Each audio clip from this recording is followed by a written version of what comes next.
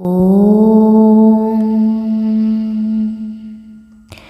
निर्विकार ओंकार अविनाशी तुम ही देवाधिदेवा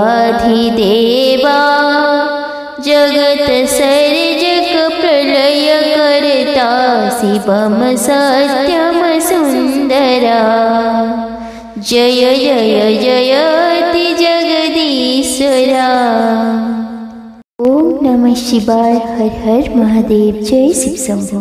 प्रिय बंधुगण, आज कार्तिक मास शेष सोमवार। आज महादेव को पूजा अर्चना करी तांकर मंत्र जप कले समस्त दुख दूर होता है बोली मान्यता अच्छी। महादेवंकर महिमा अपरंपार अटे। जी सृष्टिर संहारक पालन एवं सृष्टिकर्ता अटंती। तांको भक्ति कले जीवन रे सुख शांति एवं सकारात्मकता आसी थाए। से योगी एवं गृहस्थ दुईटा अटंती। महादेव को मृत्युंजय कहुए। से वृत्ति को नियंत्रित करिथांते। महादेव निजर करुणा ज्ञान एवं आदिशक्तिर प्रतीक अटंती। जे भक्त मानकु जीवनर आध्यात्मिक भौतिक रास्तार मार्गदर्शन कराइथांते। तांकर भक्ति रे सुख शांति एवं सकारात्मकता प्राप्ति होता है। महादेव समस्त पंच तत्वर पृथ्वी जल अग्नि वायु एवं आकाश यही पंच तत्वर अधिपति अटंती। महादेव करुणा निष्पक्षता एवं प्रेमर प्रतीक अटंती एवं भक्तों को सकारात्मकता सुख एवं शांति प्रदान करते। ओम नमः शिवाय। हर हर महादेव। ओम विश्वेश्वराय महादेवाय त्र्यंबकाय त्रिपुरांतकाय नीलकंठाय मृत्युंजयाय नमः। ओम विश्वेश्वराय महादेवाय त्र्यंबकाय त्रिपुरांतकाय नीलकंठाय मृत्युंजयाय नमः।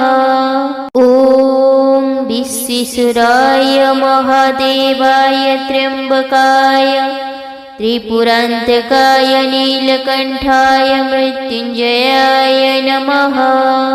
ओम विश्वेश्वराय महादेवाय त्र्यंबकाय त्रिपुरांतकाय नीलकंठाय मृत्युंजयाय नमः। ओम विश्वेश्वराय महादेवाय त्र्यंबकाय त्रिपुरांतकाय नीलकंठाय मृत्युंजयाय नमः। ओम विश्वेश्वराय महादेवाय त्र्यंबकाय त्रिपुरांतकाय नीलकंठाय मृत्युंजयाय नमः। ओम विश्वेश्वराय महादेवाय त्र्यंबकाय त्रिपुरांतकाय नीलकंठाय मृत्युंजयाय नमः। ओम विश्वेश्वराय महादेवाय त्र्यंबकाय त्रिपुरांतकाय नीलकंठाय मृत्युंजयाय नमः। ओम विश्वेश्वराय महादेवाय त्र्यंबकाय त्रिपुरांतकाय नीलकंठाय मृत्युंजयाय नमः। ओम विश्वेश्वराय महादेवाय त्र्यंबकाय त्रिपुरांतकाय नीलकंठाय मृत्युंजयाय नमः। ओम विश्वेश्वराय महादेवाय त्र्यंबकाय त्रिपुरांतकाय नीलकंठाय मृत्युंजयाय नमः। ओम विश्वेश्वराय महादेवाय त्र्यंबकाय त्रिपुरांतकाय नीलकंठाय मृत्युंजयाय नमः। ओम विश्वेश्वराय महादेवाय त्र्यंबकाय त्रिपुरांतकाय नीलकंठाय मृत्युंजयाय नमः। ओम विश्वेश्वराय महादेवाय त्र्यंबकाय त्रिपुरान्तकाय नीलकण्ठाय मृत्युञ्जयाय नमः। ॐ विश्वेश्वराय महादेवाय त्र्यम्बकाय त्रिपुरान्तकाय नीलकण्ठाय मृत्युञ्जयाय नमः। ॐ विश्वेश्वराय महादेवाय त्र्यम्बकाय त्रिपुरान्तकाय नीलकण्ठाय मृत्युञ्जयाय नमः। ॐ विश्वेश्वराय महादेवाय त्र्यम्बकाय त्रिपुरान्तकाय नीलकण्ठाय मृत्युञ्जयाय नमः। ॐ विश्वेश्वराय महादेवाय त्र्यम्बकाय त्रिपुरान्तकाय नीलकण्ठाय मृत्युञ्जयाय नमः। ॐ विश्वेश्वराय महादेवाय त्र्यम्बकाय त्रिपुरान्तकाय नीलकण्ठाय मृत्युञ्जयाय नमः। ॐ विश्वेश्वराय महादेवाय त्र्यम्बकाय त्रिपुरान्तकाय नीलकण्ठाय मृत्युञ्जयाय नमः। ॐ विश्वेश्वराय महादेवाय त्र्यम्बकाय त्रिपुरान्तकाय नीलकण्ठाय मृत्युञ्जयाय नमः। ॐ विश्वेश्वराय महादेवाय त्र्यम्बकाय त्रिपुरान्तकाय नीलकण्ठाय मृत्युञ्जयाय नमः। ॐ विश्वेश्वराय महादेवाय त्र्यम्बकाय त्रिपुरान्तकाय नीलकण्ठाय मृत्युञ्जयाय नमः। ॐ विश्वेश्वराय महादेवाय त्र्यम्बकाय त्रिपुरान्तकाय नीलकण्ठाय मृत्युञ्जयाय नमः। ॐ विश्वेश्वराय महादेवाय त्र्यम्बकाय त्रिपुरान्तकाय नीलकण्ठाय मृत्युञ्जयाय नमः। ॐ विश्वेश्वराय महादेवाय त्र्यम्बकाय त्रिपुरान्तकाय नीलकण्ठाय मृत्युञ्जयाय नमः। ॐ विश्वेश्वराय महादेवाय त्र्यम्बकाय त्रिपुरान्तकाय नीलकण्ठाय मृत्युञ्जयाय नमः। ॐ विश्वेश्वराय महादेवाय त्र्यम्बकाय त्रिपुरान्तकाय नीलकण्ठाय मृत्युञ्जयाय नमः। ॐ विश्वेश्वराय महादेवाय त्र्यम्बकाय त्रिपुरान्तकाय नीलकण्ठाय मृत्युञ्जयाय नमः। ॐ विश्वेश्वराय महादेवाय त्र्यम्बकाय त्रिपुरान्तकाय नीलकण्ठाय मृत्युञ्जयाय नमः। ॐ विश्वेश्वराय महादेवाय त्र्यम्बकाय त्रिपुरान्तकाय नीलकण्ठाय मृत्युञ्जयाय नमः। ॐ विश्वेश्वराय महादेवाय त्र्यम्बकाय त्रिपुरान्तकाय नीलकण्ठाय मृत्युञ्जयाय नमः। ॐ विश्वेश्वराय महादेवाय त्र्यम्बकाय त्रिपुरान्तकाय नीलकण्ठाय मृत्युञ्जयाय नमः।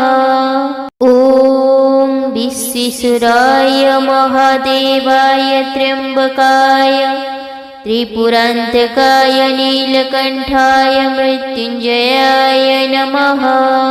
ॐ विश्वेश्वराय महादेवाय त्र्यम्बकाय त्रिपुरान्तकाय नीलकण्ठाय मृत्युञ्जयाय नमः। ॐ विश्वेश्वराय महादेवाय त्र्यम्बकाय त्रिपुरान्तकाय नीलकण्ठाय मृत्युञ्जयाय नमः। ॐ विश्वेश्वराय महादेवाय त्र्यम्बकाय त्रिपुरान्तकाय नीलकण्ठाय मृत्युञ्जयाय नमः। ॐ विश्वेश्वराय महादेवाय त्र्यम्बकाय त्रिपुरान्तकाय नीलकण्ठाय मृत्युञ्जयाय नमः। ॐ विश्वेश्वराय महादेवाय त्र्यम्बकाय त्रिपुरान्तकाय नीलकण्ठाय मृत्युञ्जयाय नमः। ॐ विश्वेश्वराय महादेवाय त्र्यम्बकाय त्रिपुरान्तकाय नीलकण्ठाय मृत्युञ्जयाय नमः। ॐ विश्वेश्वराय महादेवाय त्र्यम्बकाय त्रिपुरान्तकाय नीलकण्ठाय मृत्युञ्जयाय नमः। ॐ विश्वेश्वराय महादेवाय त्र्यम्बकाय त्रिपुरान्तकाय नीलकण्ठाय मृत्युञ्जयाय नमः। ॐ विश्वेश्वराय महादेवाय त्र्यम्बकाय त्रिपुरान्तकाय नीलकण्ठाय मृत्युञ्जयाय नमः। ॐ विश्वेश्वराय महादेवाय त्र्यम्बकाय त्रिपुरान्तकाय नीलकण्ठाय मृत्युञ्जयाय नमः।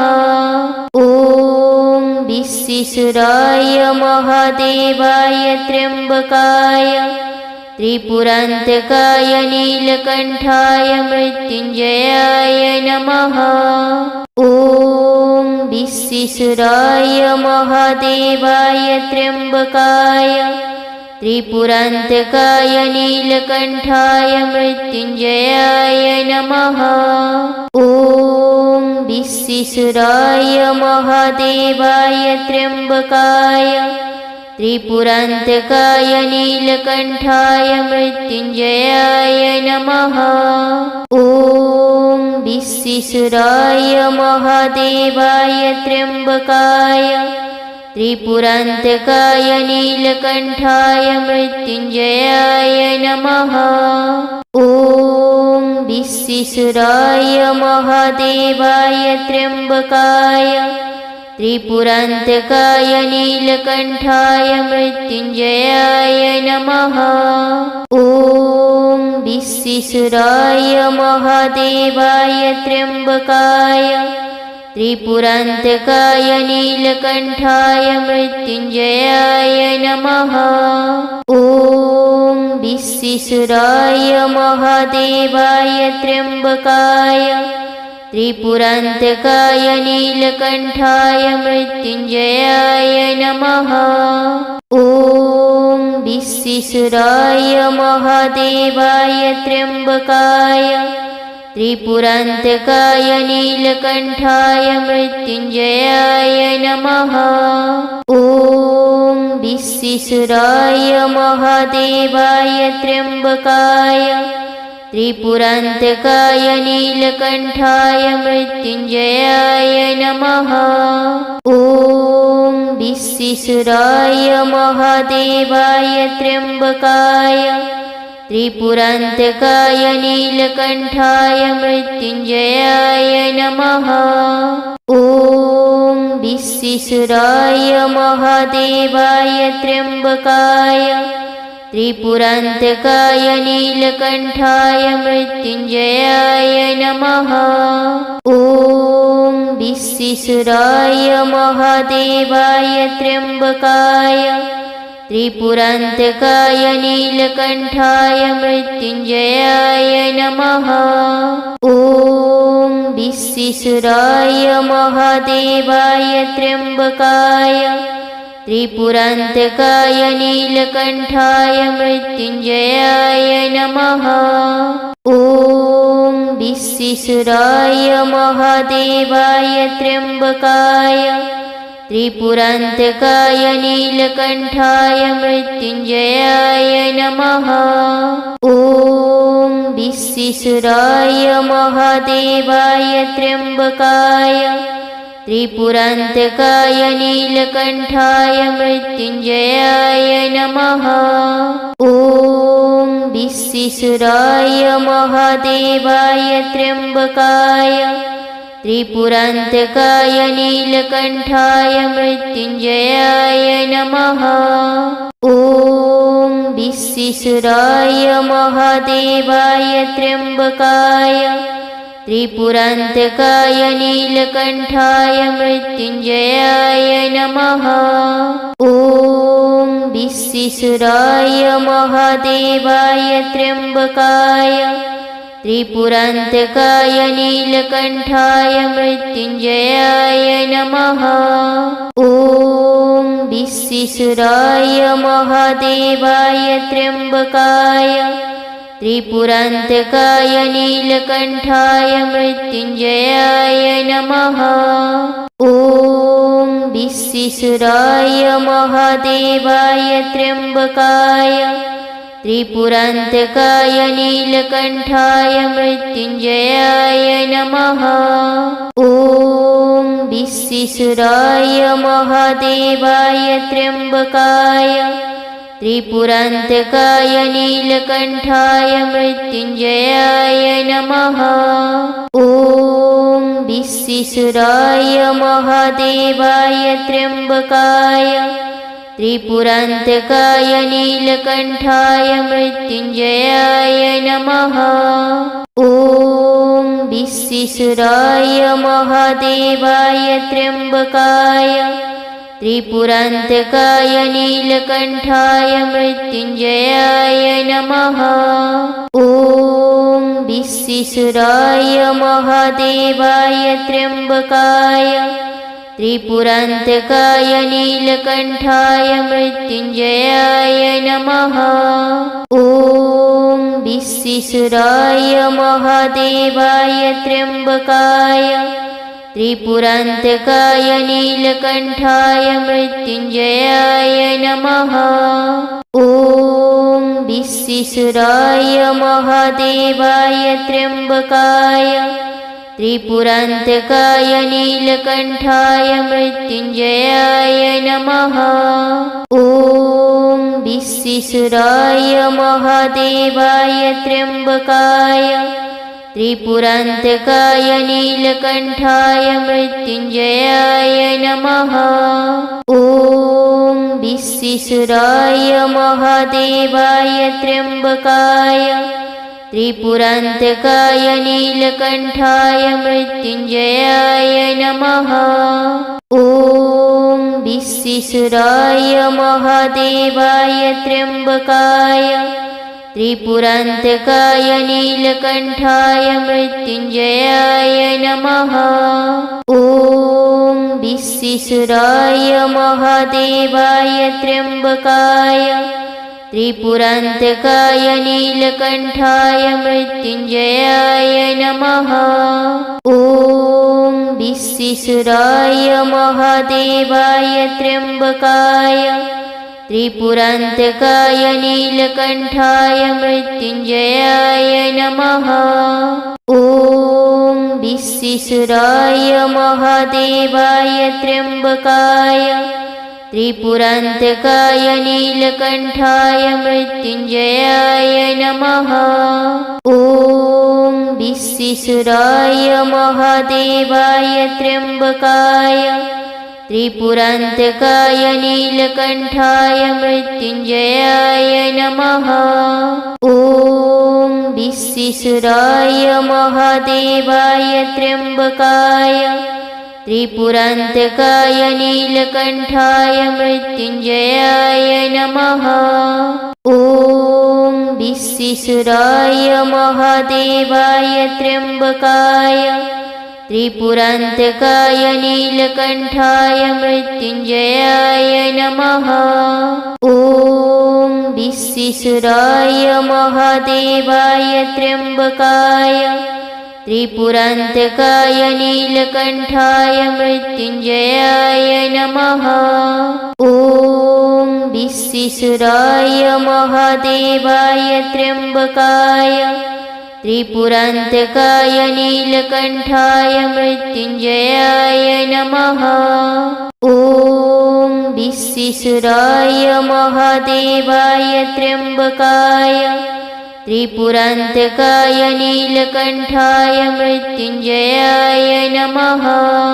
ॐ विश्वेश्वराय महादेवाय त्र्यम्बकाय त्रिपुरान्तकाय नीलकण्ठाय मृत्युञ्जयाय नमः। ॐ विश्वेश्वराय महादेवाय त्र्यम्बकाय त्रिपुरान्तकाय नीलकण्ठाय मृत्युञ्जयाय नमः। ॐ विश्वेश्वराय महादेवाय त्र्यम्बकाय त्रिपुरान्तकाय नीलकण्ठाय मृत्युञ्जयाय नमः। ॐ विश्वेश्वराय महादेवाय त्र्यम्बकाय त्रिपुरान्तकाय नीलकण्ठाय मृत्युञ्जयाय नमः। ॐ विश्वेश्वराय महादेवाय त्र्यम्बकाय त्रिपुरान्तकाय नीलकण्ठाय मृत्युञ्जयाय नमः।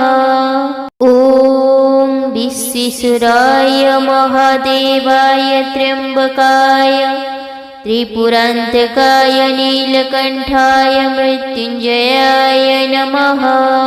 ॐ विश्वेश्वराय महादेवाय त्र्यम्बकाय त्रिपुरान्तकाय नीलकण्ठाय मृत्युञ्जयाय नमः।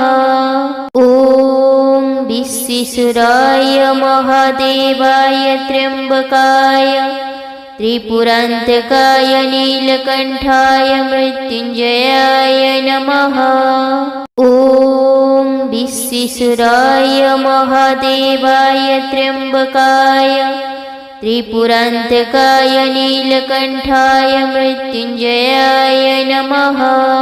ॐ विश्वेश्वराय महादेवाय त्र्यम्बकाय त्रिपुरान्तकाय नीलकण्ठाय मृत्युञ्जयाय नमः। ॐ विश्वेश्वराय महादेवाय त्र्यम्बकाय त्रिपुरान्तकाय नीलकण्ठाय मृत्युञ्जयाय नमः। ॐ विश्वेश्वराय महादेवाय त्र्यम्बकाय त्रिपुरान्तकाय नीलकण्ठाय मृत्युञ्जयाय नमः। ॐ विश्वेश्वराय महादेवाय त्र्यम्बकाय त्रिपुरान्तकाय नीलकण्ठाय मृत्युञ्जयाय नमः। ॐ विश्वेश्वराय महादेवाय त्र्यम्बकाय त्रिपुरान्तकाय नीलकण्ठाय मृत्युञ्जयाय नमः। ॐ विश्वेश्वराय महादेवाय त्र्यम्बकाय त्रिपुरान्तकाय नीलकण्ठाय मृत्युञ्जयाय नमः। ॐ विश्वेश्वराय महादेवाय त्र्यम्बकाय त्रिपुरान्तकाय नीलकण्ठाय मृत्युञ्जयाय नमः। ॐ विश्वेश्वराय महादेवाय त्र्यम्बकाय त्रिपुरान्तकाय नीलकण्ठाय मृत्युञ्जयाय नमः। ॐ विश्वेश्वराय महादेवाय त्र्यम्बकाय त्रिपुरान्तकाय नीलकण्ठाय मृत्युञ्जयाय नमः। ॐ विश्वेश्वराय महादेवाय त्र्यम्बकाय त्रिपुरान्तकाय नीलकण्ठाय मृत्युञ्जयाय नमः। ॐ विश्वेश्वराय महादेवाय त्र्यम्बकाय त्रिपुरान्तकाय नीलकण्ठाय मृत्युञ्जयाय नमः। ॐ विश्वेश्वराय महादेवाय त्र्यम्बकाय त्रिपुरान्तकाय नीलकण्ठाय मृत्युञ्जयाय नमः। ॐ विश्वेश्वराय महादेवाय त्र्यम्बकाय त्रिपुरान्तकाय नीलकण्ठाय मृत्युञ्जयाय नमः।